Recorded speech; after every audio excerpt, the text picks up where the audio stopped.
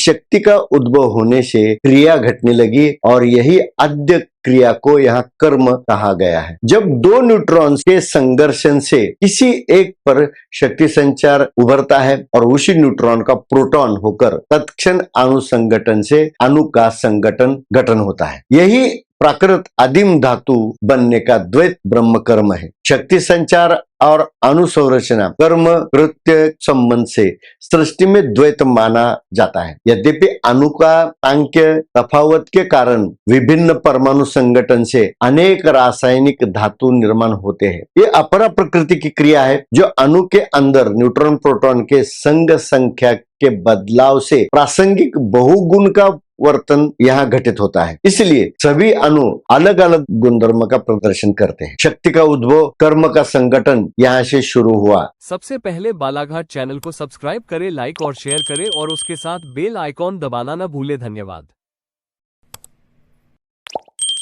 श्री गणेशाय नमः।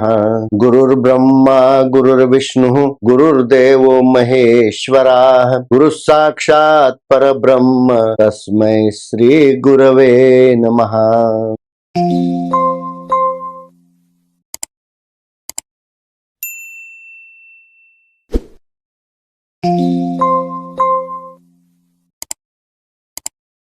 देह संवर्धन और विज्ञान इस विषय को समझाने के लिए या उसके शास्त्र को आपके सामने पेश करने के लिए YouTube पर श्रृंखला चलाई है। इस श्रृंखला में हमारा देह प्रकृति किस तरह से संगठित करती है उसको एक निश्चित देहाकार प्रदान करके सृष्टि में कुछ जीवन काल जीने के लिए बाध्य करती है। लेकिन इस कालावधि में उसको जीने के लिए नियमित निरंतर जल विद्राव्य कुछ रसायनों का भू संपदा का उपलब्धि सानिध्य में रखनी पड़ती है, तभी वो जीव दशा प्राकृतिक संगठित देहाकार में कुछ काल के लिए जीवन जीती है। इसके लिए अभी हम इस भाग के बाद आने वाले कुछ वीडियो में ये समझ सकते हैं। इसके लिए ये अन्नोत्पत्ति प्रकरण में पहले जलोत्पत्ति कैसे होती है, जलोत्पत्ति के बाद उस जल में विद्राव्य होने वाले कुछ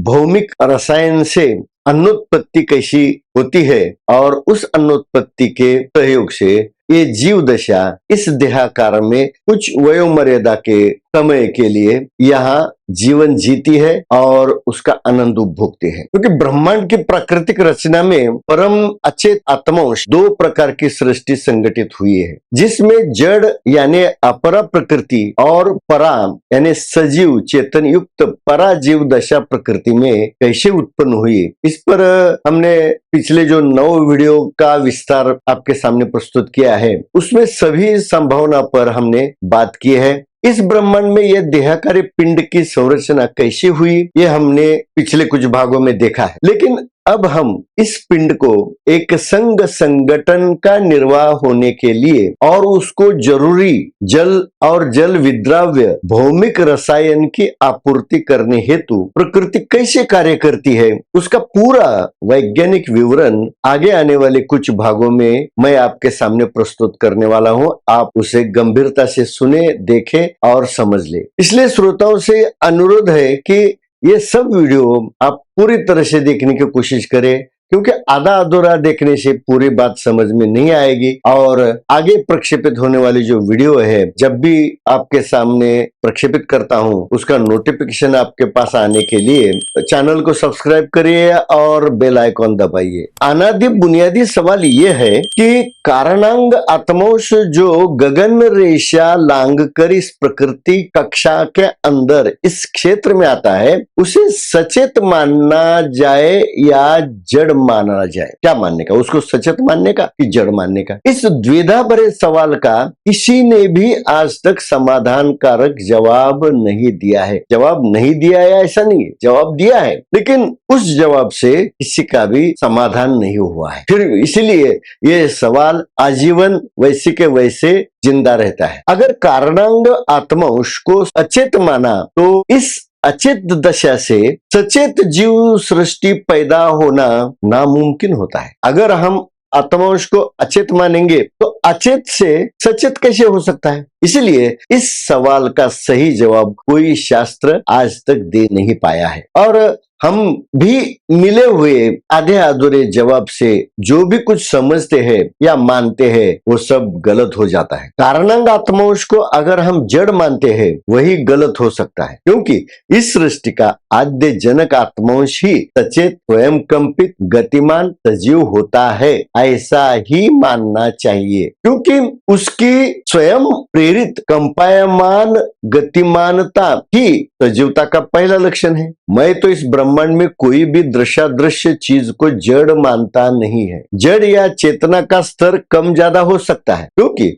शून्यता जड़ से जीवन पैदा होना मुश्किल होता है। इसलिए सजीव निर्जीव सृष्टि संबंध में बहुत सारी भ्रामक कल्पनाएं मानी या समझी गई है। एक बार सचेत वस्तु से सृष्टि में अचेत वस्तु पैदा होने की संभावना हम मान सकते हैं कि सचेत वस्तु से अचेत बन जाना मुश्किल नहीं है, या हम अचेत मानते हैं इसका मतलब सचेतता का जो प्रमाण है, उसकी जो स्तर है वो निम्न है, जो हमारे बौद्धिक कक्षा में नहीं आता है। लेकिन अचेत, निर्जीव, जड़, शून्यत्व से सजीव कैसे पैदा हो सकता है, इसका कोई सटीक जवाब इधर भी मिलता नहीं। लेकिन जड़ वस्तु से चेतन वस्तु कैसे पैदा होगी? इसलिए सजीव सृष्टोत्पत्ति के पहले इस सृष्टि में अग्नि स्वरूप स्वयं ज्वलनशील हाइड्रोजन अणु और प्राण स्वरूप ज्वलन को सहायक होने वाला ऑक्सीजन वायु, इन दोनों के संयोग से बुनियादी जलोत्पत्ति इस सृष्टि में निर्माण हुई, यानी कि H2O का रासायनिक संयोग प्रकृति ने यहाँ संभव किया। उसी जल से विलेपित सूक्ष्मांगी लिंग देह होने के बाद यहाँ वो दृश्य जीव दशा प्रकट करता है। चेतनयुक्त प्राणमय कोशस्थ सजीव जीवन यहाँ संभव होता है। जहाँ पानी नहीं वहाँ सजीव सृष्टि का होना असंभव होता है, क्योंकि पानी के बिना सूक्ष्म लिंग देह भले सजीव है, चेतन है, फिर भी वो अपनी जीव दशा प्रकट नहीं कर सकता है। पानी से ही अन्न की भौमिक उत्पत्ति हुई है। पानी के बिना कोई भी सूक्ष्मांगी जीवात्मा अपने सजीव जीव दशा में प्रकट हो ही नहीं सकता। जब इस सृष्टि में सूक्ष्म लिंग मनात्मा से भौतिक प्राणात्मा और सांगिक देहात्मा बहुकोशिकीय अरबों खरबों प्राणमय कोशों का संगठन बन के यहाँ एक विशिष्ट देहाकार तैयार होता है और इस सूक्ष्म लिंग देह की सजीव देह दशा प्रकट होती है। लेकिन इसका यह प्रकटीकरण दीर्घ काल टिकाने हेतु प्रकृति को जल और जल विद्राव्य अन्य रासायनिक भूतत्व की भी जरूरत निरंतर प्रकृति को उपलब्ध करानी पड़ती है। इसलिए हम अभी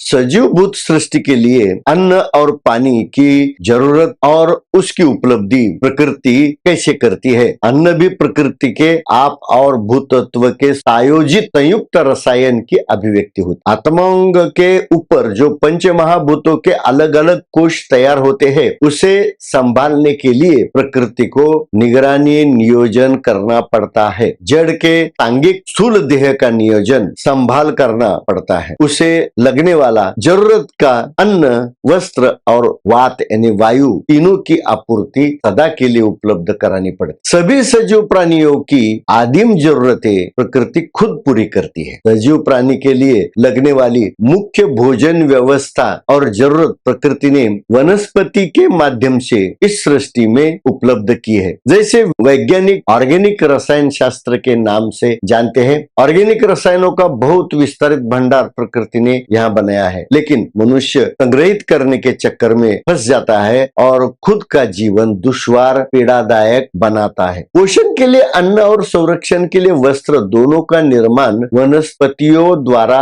ही होता है, क्योंकि पृथ्वी पर चेतनायुक्त सजीव जीवन पनपने के पहले उनके भरण पोषण और रक्षण का नियोजन प्रकृति ने पहले किया है। कारणांग आत्मांश के भौतिक सजीवत्व के जीवन काल में भरण पोषण की अनिवार्य जरूरत होती है, जो आद्य जीविका के भोजन की व्यवस्था जल के जरिए प्राकृतिक उपलब्ध होती है। अभी वनस्पति से अन्नोत्पत्ति करने की यज्ञ प्रक्रिया है, उसकी सिद्धि कैसे होती है, उसका प्रबोधन भगवत गीता के 3 अध्याय के 14वें और 15वें श्लोक में जो भगवान स्वयं अर्जुन को बताते हुए कहते हैं। इस श्लोक का हम थोड़ा सा विस्तार समझ लेते हैं, क्योंकि इसे समझना बहुत जरूरी है। ये शास्त्र में, भगवत गीता में भगवान ने कहा है, इस भौतिक सृष्टि में अविरत चलने वाले ये यज्ञ चक्र का उद्घोष गीता में भगवान ने स्वयं किया है। यहाँ प्राकृत जीव सृष्टि के संगोपन के लिए अपरिहार्य,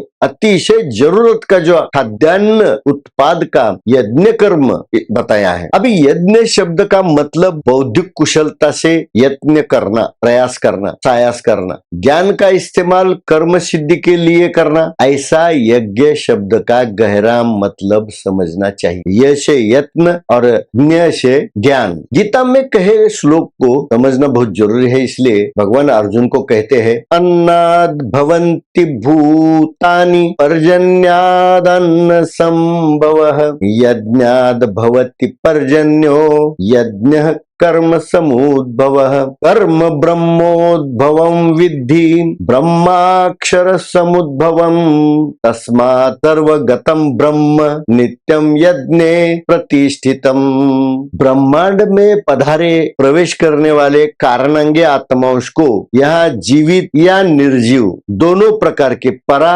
अपरा प्राकृतिक सचेत दशोद्भव के यही आत्माओं शाश्वत कारण होते हैं। इसकी चर्चा इस श्लोक में तो की ही है। इस लोक में यज्ञ कर्म मनुष्य को महान ब्राह्मण यानी श्रेष्ठ बनाता है, ऐसा प्रचार तो आध्यात्मिक शास्त्र में किया ही जाता है। लेकिन कौन सा यज्ञ कर्म करने से मनुष्य परमोच्च परम स्थिति को कब और कैसे पहुंच सकता है? इसलिए सबसे पहले आदमी को अपने सही गलत कर्म का ज्ञान बुद्धि में ठीक से समझ लेना चाहिए। इस ब्रह्म स्वरूप प्राकृत प्रांगण की उत्पत्ति कैसे होती है? प्राकृत ब्रह्मावस्था नित्य बदलने वाली एक अस्थायी भौतिक व्यवस्था है, जो अक्षर स्थिति के आंशिक विभाजन और विभक्त अंश के संगठन प्रक्रिया के कारण घटती विघटती रहती है। प्राकृत घटित क्रिया के अद्भुत अनुष्ठान को ब्रह्मभूत प्रांत का उद्भव कहा जाता है। सृष्टि सृजन होने के पहले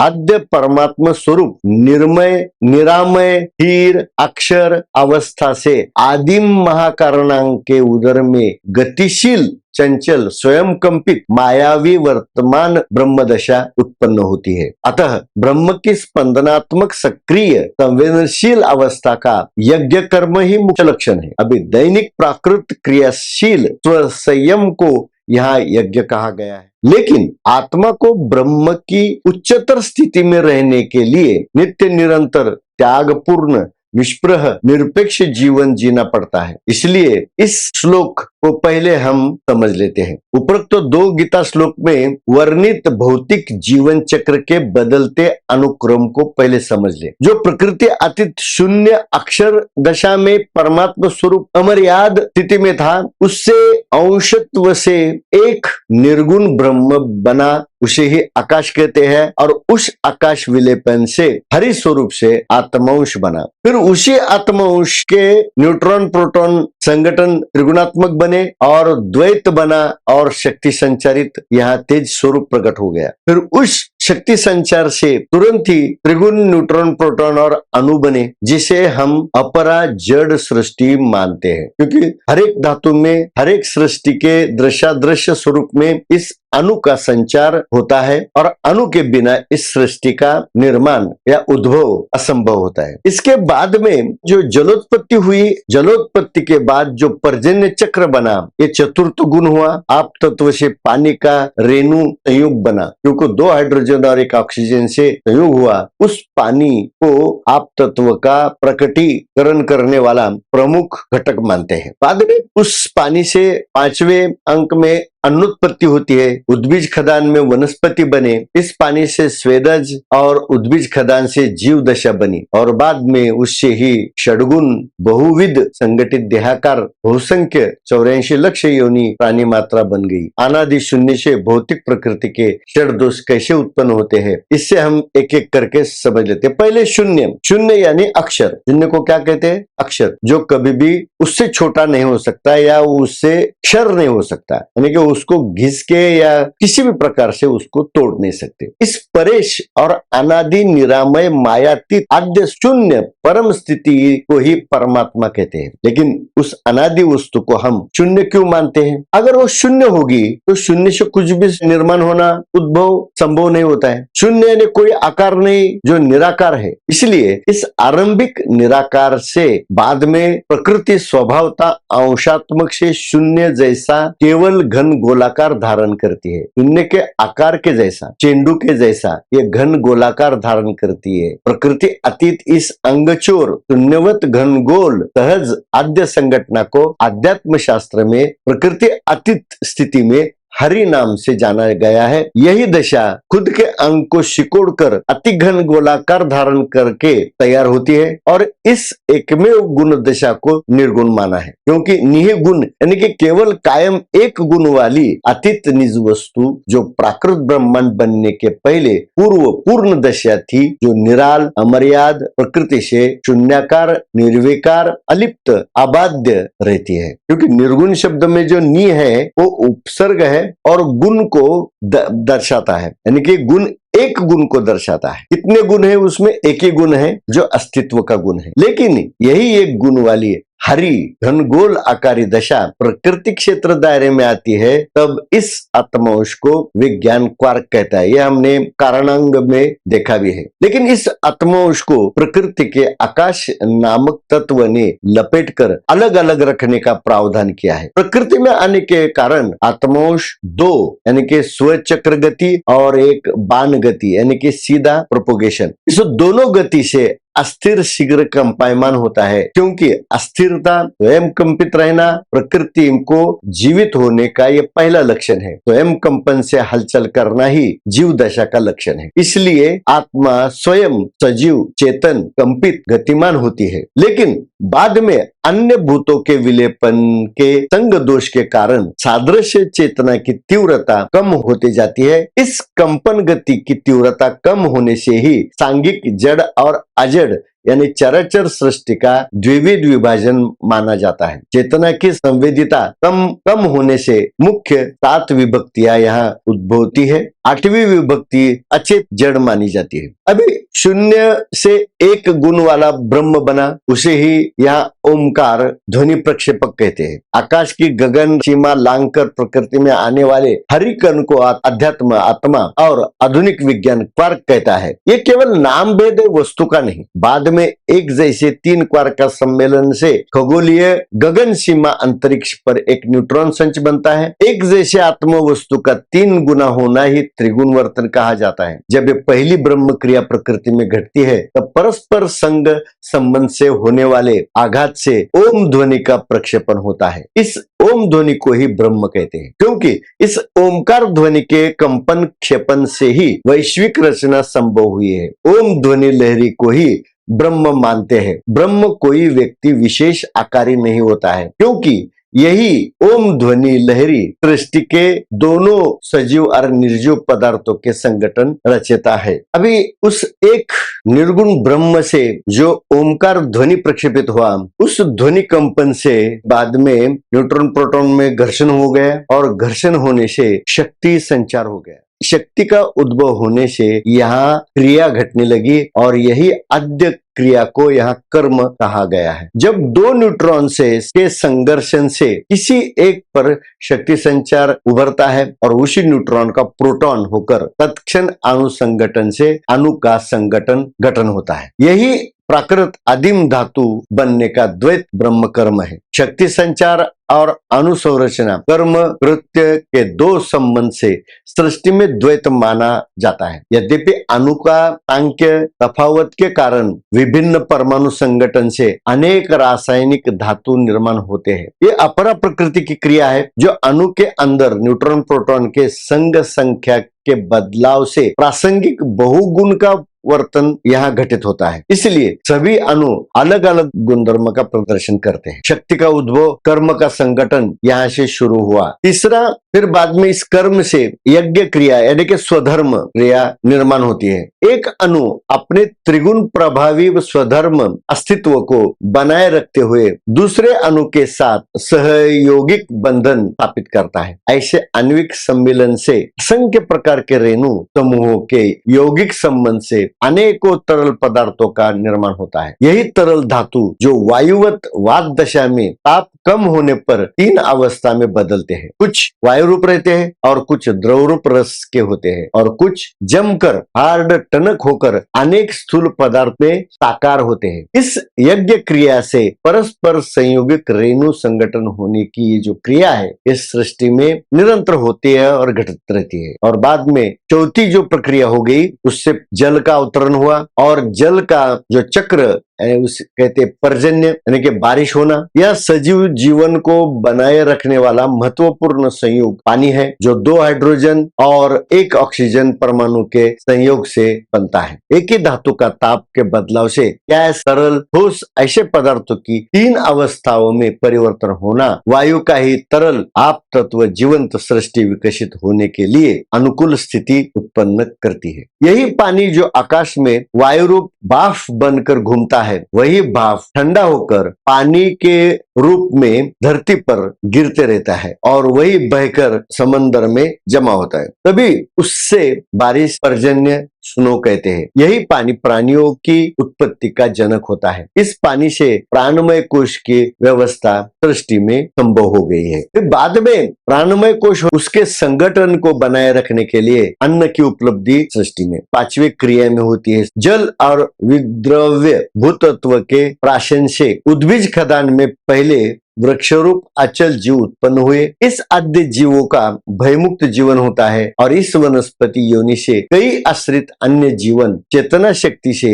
योनि खाने का विकास होता है जो हमने 3 योनि के वीडियो में देखा है। सृष्टि में यही पौधे अधिकांश अन्य जीवित प्राणियों के भरण पोषण के लिए भोजन का उत्पादन करते हैं। पर्जन्य से प्रकृति द्वारा अन्न चक्र चलाया जाना और उसको स्वयंचलित रखना यह प्रकृति का काम होता है। फिर बाद में जो छठी क्रिया होती है यहाँ बहुसंख्य प्राणमय कोशों का संगठन निर्माण होता है। वैसी परिस्थिति निर्माण होती है कि वो संगठित होकर एक देहाकार प्रस्थापित करके यहाँ 84 लक्ष प्रकार के प्राणी जात घटित होते हैं। यहाँ स्थूल एक कोशिका के स्वेदज प्राणात्मा को बहुकोशिकाओं के रूप में संगठित होकर बड़े आकार का यह स्थूल भययुक्त अंडज और जारज खदान में चराचर सृष्टि का संगठन घटित होता है। सभी भूत योनि का परस्पर सृष्टि संबंध यहाँ प्रस्थापित होता है। गीता प्रबोध में आने वाले ये 2 श्लोक सृष्टि के आदिम सजीव चक्र के पारंपरिक प्रक्रिया का सारांश प्रस्तुत करते हैं। इसका बहु उद्देश्य यह है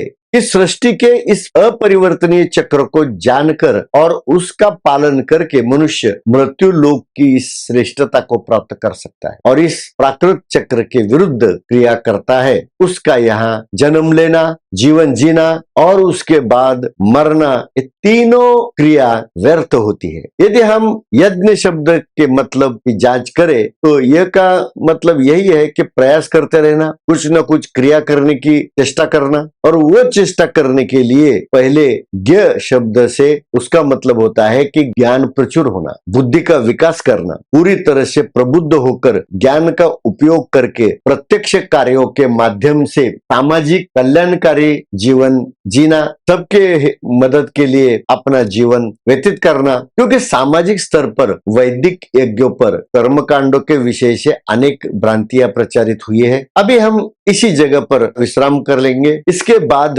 वाले भाग में किताब का जो प्रबोध है उसको और उसके गुह्यांक को सविस्तर समझ लेंगे। तब हमें इस भगवत गीता के 2 श्लोक का भगवान के मुख से क्यों अवतरण हुआ है उसका पूरा ज्ञान होगा। इसके लिए क्रमशः आने वाला अगला भाग भी आप देख लीजिए। इसीलिए अभी इसी स्थल पर विराम करता हूँ। धन्यवाद।